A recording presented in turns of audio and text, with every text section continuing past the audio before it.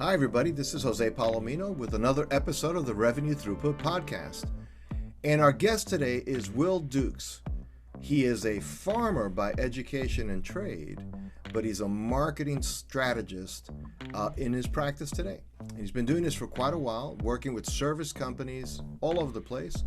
And he brings a real refreshing perspective on looking at the big picture for small companies.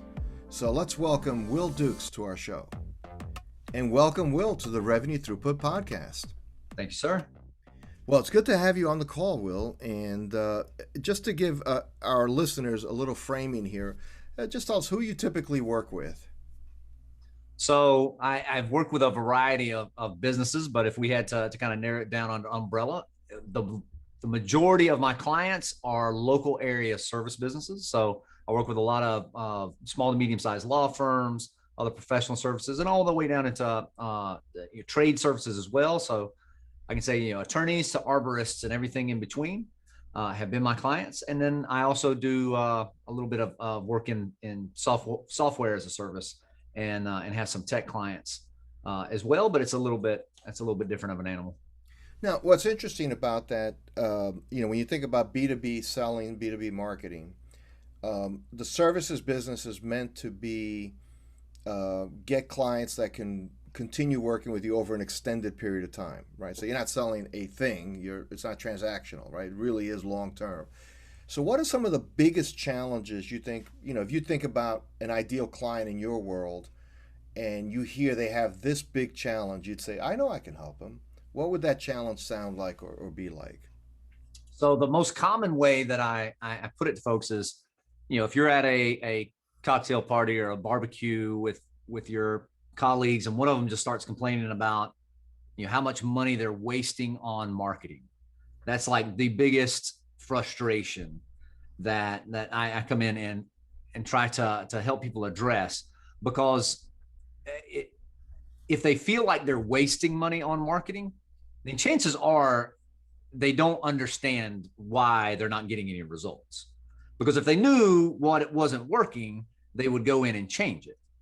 So what are some of the areas that you think that you've heard people tell you when you diagnose their situation, you realize, boy, that was a lot of money went toward X, and X is rarely productive. So like what are some of the X's that you see that for service companies of the size you're talking about, it's just not always the best idea for them? Sure. Well, I mean, it's easy to kind of pick on all the digital marketing things that folks go, because and I'll pick on SEO, for example. And I'm a fan of SEO, have a lot of great vendors that I recommend for SEO, and it's great when it's properly used in the proper context, in the right business strategy. But a lot of people have been just sold on the idea. A lot of attorneys that I deal with, it's like, oh, you need to be on page one of Google. Well, yeah, like, sure, that sounds great to be on page one of Google, but there's a lot of other conversations that go into that. Like, all right, what's it going to take for you to get on page one of Google? What's the cost? Are you going to be able to get a return out of that? And then the big thing is, all right, so people find you on Google. Well, then what happens? So it's just being found on page one of Google isn't going to solve all your problems. If you don't have a good website for people to land on that can actually convert those people into an interested or a more qualified lead. And then more so when people are talking about wasting money on marketing, sometimes their marketing is great. They're getting the best leads they can possibly imagine delivered to them on a silver platter by their marketing company. But then when somebody calls in, the receptionist is just like, law firm, or they have no idea how to actually intake that hot lead and convert them into a paying client. And so you can have excellent marketing, but if you can't convert it into a sale, you're never going to get a return. And so those are kind of some of the key things that I kind of focus on. Are you generating good quality leads that you actually want, and through all these different channels? And then what does your intake and conversion actually look like? So is the shin bone connected to the ankle bone from a marketing point of view? Yeah, and I grew up on a farm in the north part of Florida, and I actually have advanced degrees in teaching people how to grow things. And a couple of years ago, a mentor of mine was like, you need to just relate things back to what you already know. And she was just generally kind of saying this, and I started applying, and I'm like, yeah, it really does make sense to me because, growing up on the farm, it was always, all right, what are we going to plant? Where are we going to plant it? Then you had to go and prepare the soil. Then you had to plant the seeds. Then you had to cultivate for months. And then you had to harvest. And then we had to propagate it and turn it into the next crop. Right. And marketing and sales is so much the same way. And what I see a lot of people doing is they go out and they prepare the soil, which is like branding. Like they spend all this money on branding, but they never plant a seed. They never make an offer. And so people don't know how to even pursue that kind of solution. Or people will go and spend all this money on advertising, which I think is kind of like fertilizer, right? Supposed to speed things up, but they never had a fertile foundation to begin with. And then at the end of the day, like, again, you can do all of this stuff. We could work for months and months and months, but if you left the crop to rot in the field, like, nobody's getting any value out of that, and all that work is going to be wasted. So it really is this whole systematic process of producing new business that I look at it as not, marketing and sales or branding, all these different, they're not different things. They're just distinct parts of the same thing. So who knew that while you were getting those advanced degrees, you were gaining a metaphor library for marketing? Yeah, I mean, it's miles deep, and I can like. No, it's great. I love it. It really makes sense. And, so much of the work we do, generally with more industrial type companies, but it's the same principle. It's like, what good is a lead? What good is even a sales process if your production is 30 days late consistently? Yeah. Or your customer service. And that's a really good example. A lot of small companies in group settings and so on, I ask people, how's your customer service? Everybody raises their hand. Oh, we have great customer service. And I said, well, in reality, you probably have great customer service intentions, but your processes aren't there. You haven't thought through that the person answers the phone, law firm, and you're not even sure which law firm. Did I get the right one? I mean, I read this great ad or whatever. So it's fascinating that cuts across. It's kind of the thing that's less glamorous, but doesn't get looked at that often. So, well, and I tie that in a lot, and I'm not, I tell folks that I generally focus primarily just on the strategic communication aspect of the business. And so that's kind of like sales, marketing, maybe a little bit of leadership, but the delivery of your product and service is such a key point to that whole idea of propagation, because we all know the most profitable sale is a repeat sale. And the shortest sales cycles, come from folks that have referred your own clients, that have referred you new clients that are like them, and they're like lending you all that trust, everything else. And yet people get mad or they get aggravated that they're not getting those kind of referrals, or that people aren't really excited to repeat business or retain those services any longer. And it's like, well, like, because you're selling junk at the end of the day. And I just did a little video. I have a little video series. I say a lot of stuff that we do in sales and marketing is kind of BS. And one of those things, there's a saying that you may have heard, like, don't sell the plane, sell the destination. And people, the older saying is like, don't sell the steak, sell the sizzle. And there's truth in that, because people buy the results, right? People don't really buy the process. They don't really care about the process as much, as long as you can deliver the results. Well, the problem is people come out and they promise the results. They sell the results and people buy into it, but then they don't have a plane that can actually get them to that destination. And then they're like, well, all these people suck. And I've gone into like, kind of coaching or consulting programs, or been in part of group programs, and the leaders of that, like, they have the gall to come out and like lambaste the participants, and like, you're just not putting it in. Like, no, your process is crap. Like, it's just not. It's not getting everybody where you want. Just because you got it's like those weight loss commercials, right? Like that say, you see the person with their ripped abs after the whole thing, but then there's always that disclaimer that results are not typical. And so if the results that you're promising people are not typical, then you're not going to actually get the kind of reviews, testimonials, repeat business, and referrals that is actually going to make your business profitable and sustainable in the long run. Right. And especially some of these, you alluded to some of the service businesses you work with. I mean, they're kind of things that again, like if I hire a lawyer to do a contract, I expect it. I mean, I just stipulate it's going to be a good contract. Right. I would hope it's. I shouldn't have to get another lawyer to check on that lawyer's work, although sometimes maybe that's necessary. You alluded also to some of the services, and I love what you said about SEO, for example. And I see this with owners all the time, that they spend. It's not for lack of willingness to spend money on different things, but they don't have a game plan. So and then you buy, and there's so much. I mean, obviously, especially in the digital marketing space, there's so much promoted stuff. So SEO, you read the literature on SEO, and they say, yeah, just have great content, and the world will, and then you'll rank. And I'm thinking like, well, no, that's doing this for like years as you have as well.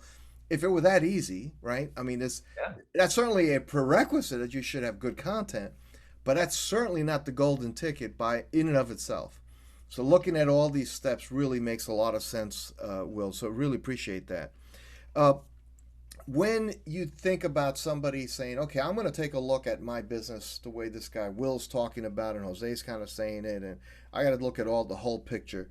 How do I evaluate what should or shouldn't work? In other words, objectively, what's a good result? I ran some Google ads and I got 3 leads. Was that good? Was that bad? How would I know that?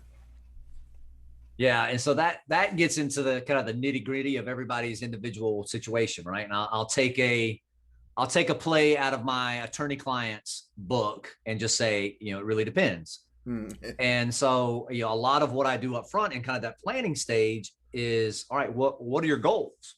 Mm-hmm. And so what are we really looking at? And so, I had a mortgage lender client that I was working with the other day, and he's like, man, I want to spend more money on these ads. Like, they're not coming through. Like, why aren't you spending more money on these ads? He's like, well, I only get a few clicks or the leads coming in. I'm like, all right, let's break down these numbers here. Like, what is actually your contribution margin that you can spend on marketing and still make enough of a profit to make sense? And we realized like he could probably spend 3 times as much to get a good quality lead if he had put in all the rest of the follow-up process. It's just based on the conversion that he already had, right? And I've seen that in a lot of places too. So, it really comes down to, what is your goal and what are you willing to spend to achieve that goal? Like, what can you actually contribute to? And a lot of times people aren't thinking about that. They're just like, oh, I need to spend money, but they don't have those numbers kind of figured out and what it's actually worth to them. And then you can get into these where people get kind of tripped up in these cases is like you go into Facebook and all of a sudden you're going to run Facebook ads, right? And somebody might come back and I love my tactical digital marketers, right? Because they're really good at like generating reports and all this data that nobody actually understands.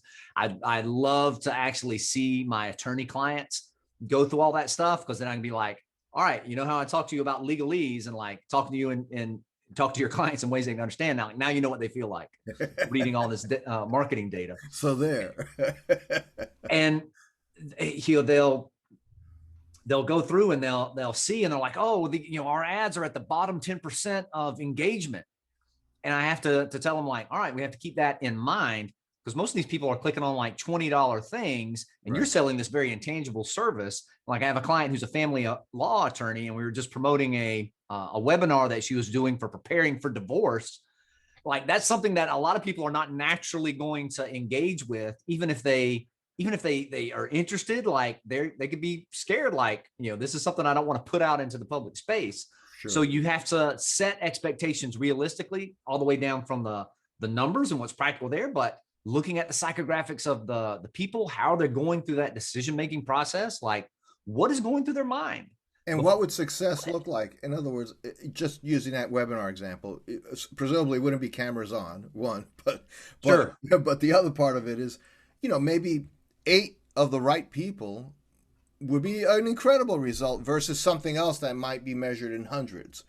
Right. It's all relative, right, to what that situation is. And so we break down those numbers and say, all right, are we going to put, $500 behind this ad campaign? Or are we going to put $1,000 behind this ad campaign? And, it takes, I'm always a big fan because I minored in molecular biology, and I was going to be a scientist. So like all the experimentation and the, kind of tests and trials ahead of time before you scale anything up, that's going to be the key thing. 2 is kind of run some of those experiments and start to understand like, all right, if I put $100 into this ad campaign, then I can expect to get these many people on this webinar to click through and then find those numbers out. And then you can start to optimize in all the little steps.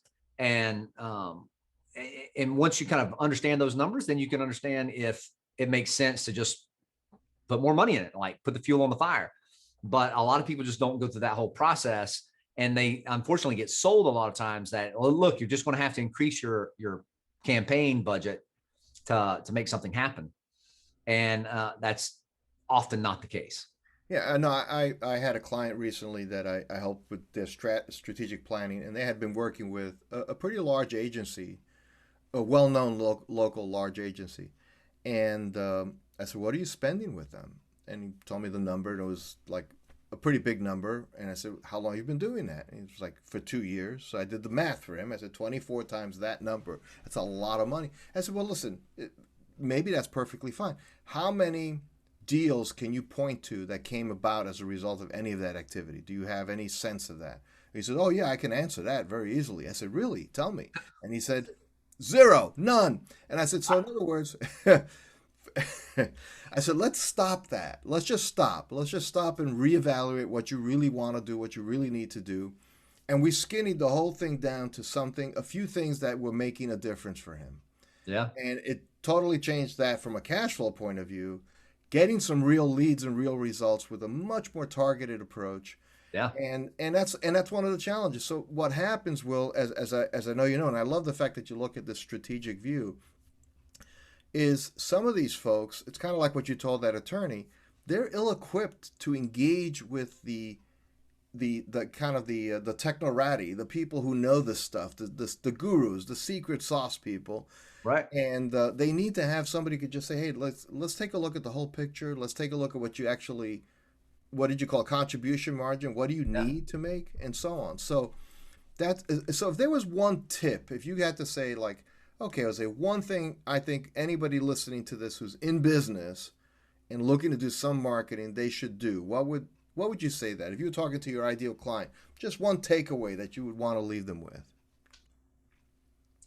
And I know I like to think about tips as like, something that you can just easily do. But the biggest or the most impactful tip that I think people have to say is that they can't look at their marketing budget or the marketing spend on any particular vendor or tool or any of those things independently.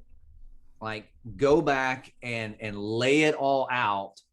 And for anything that you're spending time, energy, or money in terms of promotion, go back and you have to ask yourself, all right, what am I particularly specifically trying to sell in that, through that channel, and to who?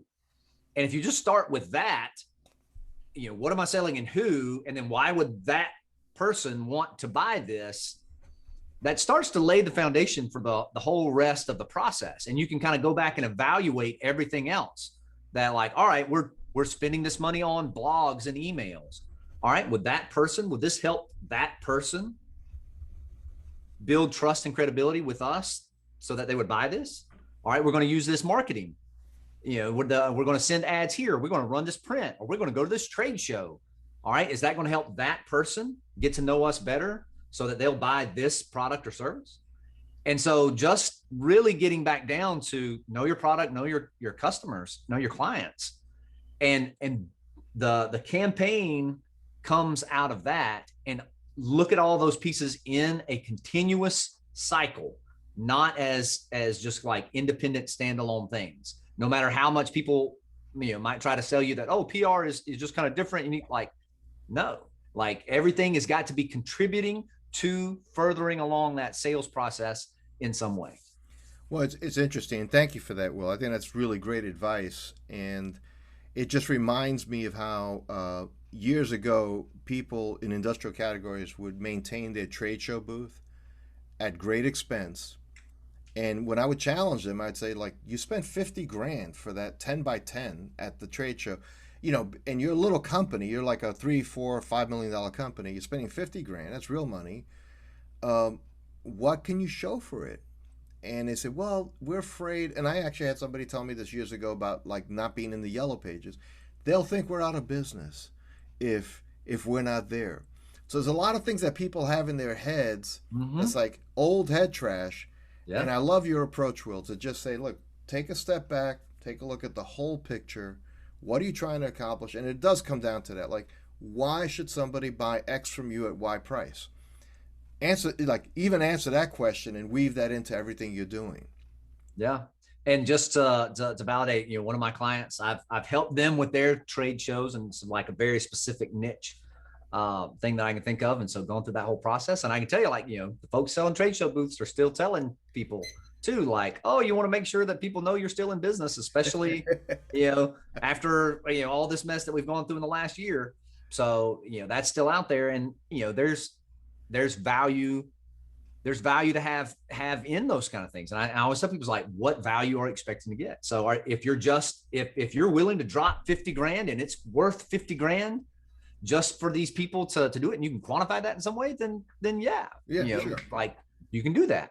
But for most people, especially like you say, you know, a $3 million business dropping 50 grand plus travel, plus all these other things, you know, to get to a trade show, like, you better have a bit more focused you know, opportunity. You better look at some opportunities, get on stage, whatever that is. And no plan on what to do when they get back from the show with the contacts they collected. Like, zero plan. All these business cards, right? So what are we going to do with them? Like, oh, we'll put them in the CRM. And like, and then what? And, you know? And so, you know, that's a perfect, you know, it's a perfect kind of microcosm of bigger strategy. But yeah, people go and then they just say, like, oh, people will see us, and then they'll call us and then they'll want us. Like, no, they're not. Like, right. They've got too many other things going on, too many things they're worried about. And if you're not offering that value and showing it to them in a way that they can take action on, it's not going to happen. You know, like, there's nothing passive about it.